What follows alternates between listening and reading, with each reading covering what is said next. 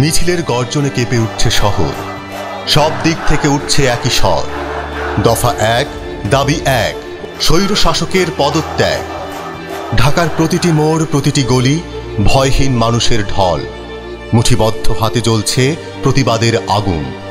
সেই উত্তাল সময়ে আমরা অনুভব করলাম অক্ষরও হতে পারে প্রতিবাদের অস্ত্র।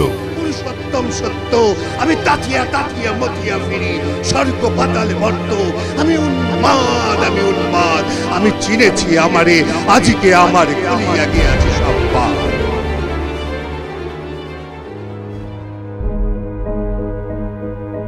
31 জুলাই আমরা সিদ্ধান্ত নিলাম রাজপথে এই দাবিকে অক্ষরে অক্ষরে পৌঁছে দিতে হবে। উত্তপ্ত সময়ের উপর দাঁড়িয়ে তৈরি হয় বিপ্লবী টাইপফেস, যার অক্ষরে ধ্বনিত হয় বিদ্রোহের ভাষা, দেয়াল লিখনের বিপ্লবী স্বাক্ষর।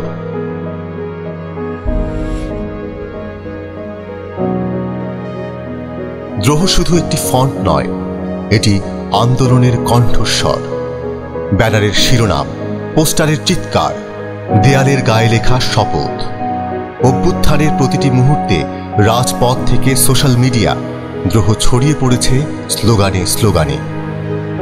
আমাদের বিশ্বাস, বাংলা অক্ষর শিল্প শুধু নান্দনিকতা নয়, এটি পারে সময়ের ভাষা হতে, পারে বিপ্লবের প্রতীক হতে।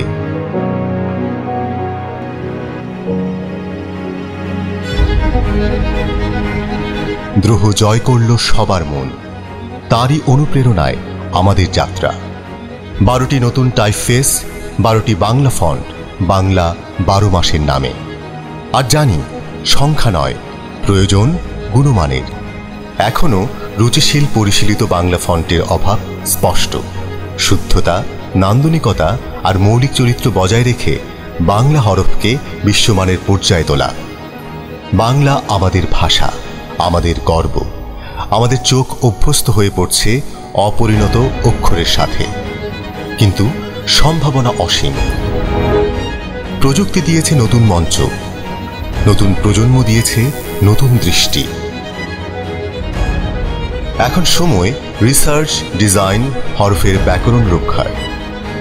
বাংলা হরফকে নিয়ে যেতে হবে বিশ্বমঞ্চে, কারণ একটি সঠিক টাইপফেস, একটি ফন্ট শুধু লেখা নয়, এটি ভাষার পরিচয়, দ্য আইডেন্টিটি অফ বাংলাদেশ।